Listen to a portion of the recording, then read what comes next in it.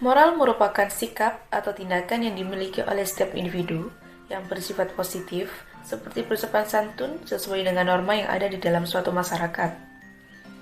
Dengan moral, manusia bisa berhubungan dengan baik dengan individu yang lain.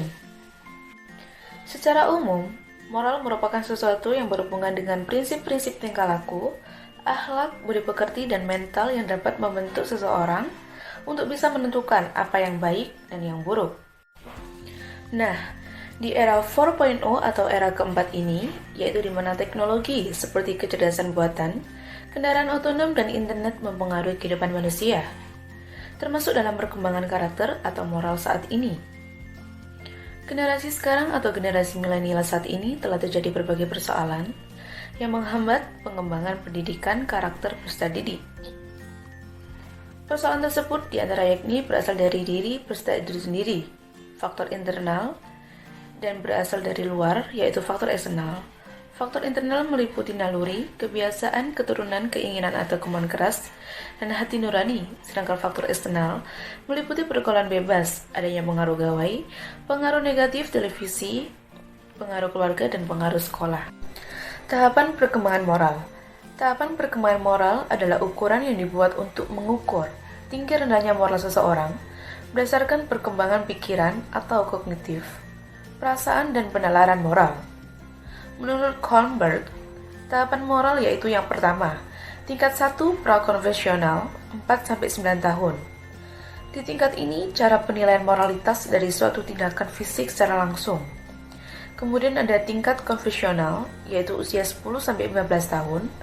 Orang yang di tahapan ini menilai moralitas dari suatu tindakan dengan membandingkan pada pandangan dan harapan masyarakat yang bersifat konformitas. Kemudian ada tingkat pasca konvensional yaitu 16 tahun. Di tingkat ini, proses internalisasi perkembangan secara utuh dan penilaian moral sudah tidak lagi tergantung dengan orang lain. Kemudian ada tahapan perkembangan menurut Piaget, yaitu yang pertama, tahap heteronomous morality 5-10 tahun. Di tahap ini, memandang bahwa aturan sebagai otoritas yang dimiliki oleh orang tua dan guru yang tidak dapat diubah.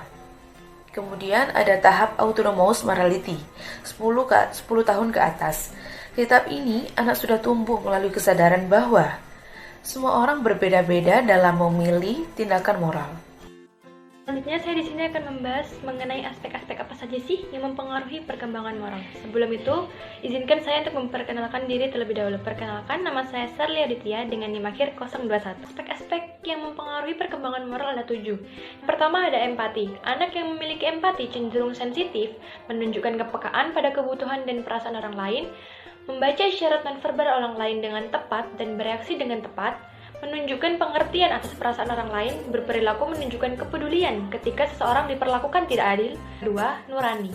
Anak yang memiliki tingkat nurani tinggi cenderung berani mengakui kesalahan dan mengucapkan kata maaf. Ketiga ada kontrol diri atau self-control. Anak dengan kontrol diri cenderung menunggu giliran dan jarang memaksakan pendapatnya atau menyela seseorang. Yang keempat ada respect. Anak dengan respect cenderung memperlakukan orang lain dengan penuh penghargaan meskipun mereka berbeda, menggunakan nada bicara yang sopan dan menahan diri untuk tidak membicarakan teman atau orang lain di belakang dan berperilaku lancang. Yang kelima adalah baik budi. Anak dengan karakter baik budi yang kuat cenderung mengucapkan komentar yang baik, yang mampu membangun semangat pada orang lain tanpa bujukan. Sungguh-sungguh peduli ketika orang lain diperlakukan tidak adil, menolak untuk menjadi bagian dari orang-orang yang mengintimidasi dan mengejek orang lain. Yang keenam adalah toleran. Anak yang toleran cenderung menunjukkan toleran pada orang lain tanpa menghiraukan perbedaan, mengulurkan tangan pada anak lain yang lemah, tidak membolehkan adanya kecurangan, menahan diri untuk memberikan komentar yang akan melukai hati kelompok atau anak lain, fokus pada karakter yang positif yang ada pada orang lain meskipun ada perbedaan di antara mereka, menahan diri untuk tidak menilai orang lain. Terakhir yang ketujuh adalah adil. Anak yang memiliki sense of fairness yang kuat sangat senang atas kesempatan yang diberikan untuk berbuat membantu orang lain, tidak menyalahkan orang lain dengan semena-mena, rela berkompromi untuk memenuhi kebutuhan orang lain, berpikiran secara terbuka, berperilaku sportif dalam pertandingan olahraga, menyelesaikan masalah dengan cara damai dan adil, bermain sesuai aturan, mau mengakui hak yang orang lain, dapat menjamin bahwa mereka patut diperlakukan dengan sama dan adil. Dapat disimpulkan bahwa mengenai aspek perkembangan kecerdasan moral anak, lebih tepat digunakan untuk mengetahui sejumlah mana kapasitas anak berpikir dan berperilaku moral. Sesuai dengan yang dikemukakan oleh Borba, perkembangan kecerdasan moral anak meliputi beberapa aspek kebajikan, yaitu empati, nurani, kontrol diri, respek, baik budi, toleran, dan adil. Selanjutnya saya akan menjelaskan karakteristik perkembangan moral pada remaja. Masa remaja merupakan masa di mana mereka mencari jati diri dan berusaha lepaskan diri dari lingkungan orang tua untuk menemukan jati dirinya sendiri. Maka masa remaja menjadi suatu periode yang sangat penting dalam pembentukan nilai dan moralitas. Karakteristik yang menonjol dalam perkembangan moral remaja adalah bahwa sesuai dengan tingkat perkembangan kognisi yang mulai mencapai tahapan berpikir operasi formal, yaitu mampu berpikir abstrak dan mampu memecahkan masalah-masalah yang bersifat hipotesis. Maka pemikiran remaja terhadap suatu permasalahan tidak lagi hanya terikat pada waktu, tempat, dan situasi, tetapi juga pada sumber moral yang menjadi dasar hidup mereka. Perkembangan pemikiran moral remaja dicirikan dengan mulai tumbuh kesadaran akan kewajiban mempertahankan kekuasaan dan peranata yang ada karena dianggap sebagai sesuatu yang bernilai, walaupun mereka belum mampu mempertanggungjawabkannya secara pribadi. Berdasarkan uraian saya sebelumnya, karakteristik perkembangan moral yang harus dimiliki oleh remaja harus sesuai dengan apa yang diinginkan oleh lingkungan sosial mereka dan sesuai dengan aturan, hukum, dan keadilan yang ada di masyarakat.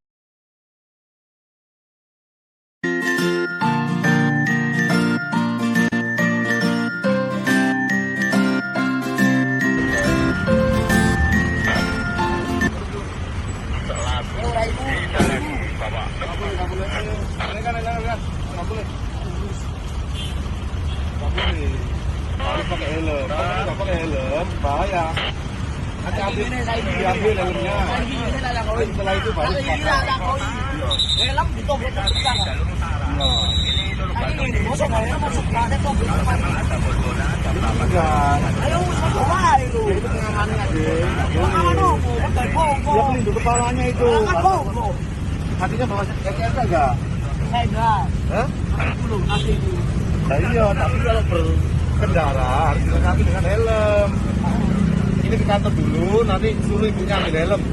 Nanti kalau udah dapat helm, bisa dibawa kendaraannya. Ayo, jangan adiknya yang ngomong tidak punya SIM. Ayo, dulu. Ada apa kau dah? Dulu itu teriak-teriak apa? Apa kau dah? Video cok. Lagi tak boleh marah-marah. Ayo video cok. Baca. Kamu ini dulu, Kak. Bawa ini tak marah-marah. Tak boleh. Aku video. Masa video? Cacok. Mana-mana. Tak boleh.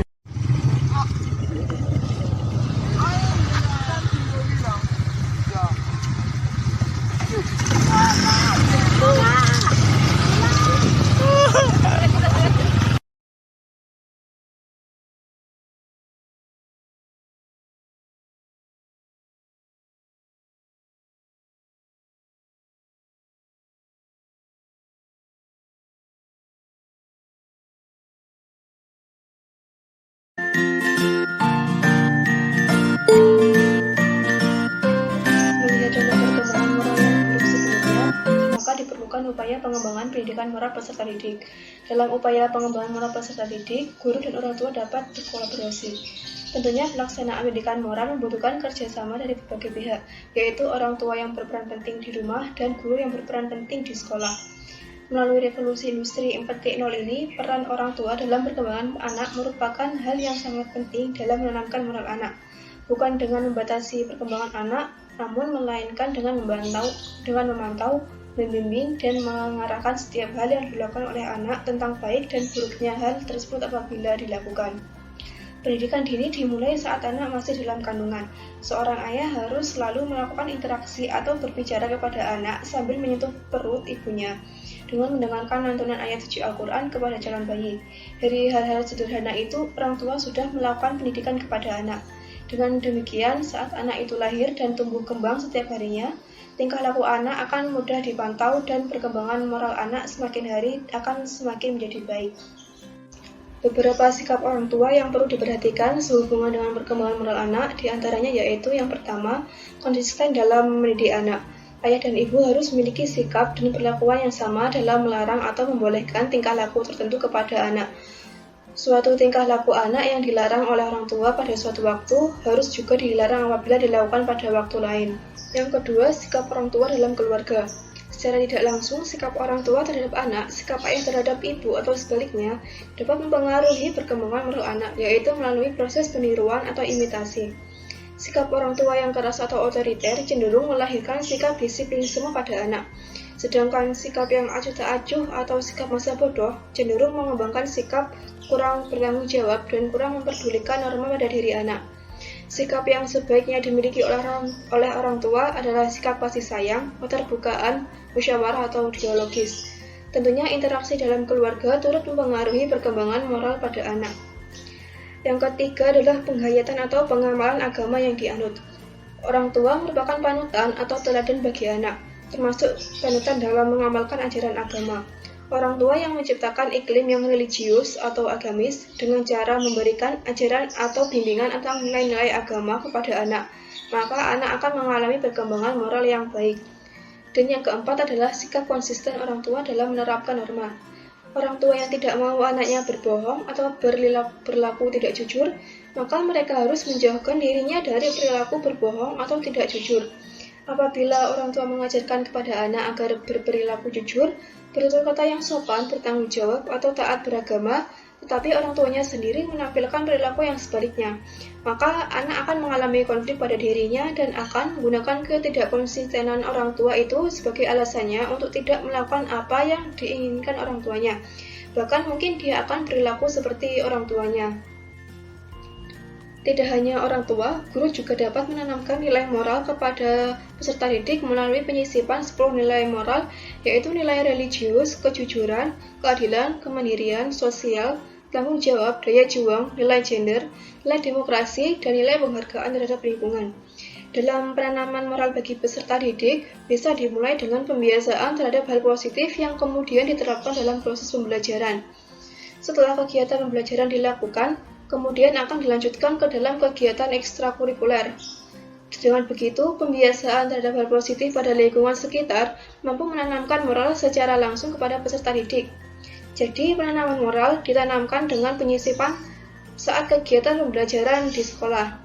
Contoh perilaku yang dapat diterapkan di antaranya yaitu membudayakan salam, senyum, sapa, sopan, dan santun pada setiap warga sekolah, membudayakan berbicara dengan bahasa yang lembut, mengarahkan anak untuk duduk selalu dengan sopan, dan membiasakan siswa untuk tidak berjalan atau berdiri saat makan. Tujuan dari perkembangan moral pada peserta didik di era 4.0 diantaranya yaitu yang pertama, membangun karakter. Mengetahui nilai-nilai moral yang baik seperti kebaikan, kerendahan hati, keberanian, dan kasih sayang sejak dini dapat membangun karakter anak hingga dewasa nanti. Nilai-nilai itu akan membentuk mereka menjadi orang dengan karakter positif. Dan yang kedua adalah membantu anak mengatasi situasi sulit. Salah satu masalah paling mendesak yang seringkali dihadapi peserta didik di era 4.0 adalah depresi. Situasi stres dapat membuat sebagian dari orang mengalami kesulitan. Anak-anak pun dapat mengalaminya, terutama mereka yang tidak memiliki banyak pengawasan dari orang dewasa dalam hidup mereka. Mengajari mereka untuk membedakan yang baik dan yang buruk dapat membantu mereka membuat keputusan yang lebih baik. Hal tersebut juga dapat memberi anak keberanian setiap kali menghadapi situasi sulit. Dan selanjutnya beberapa contoh terlaksananya tujuan dari pengembangan moral yang baik di era 4.0.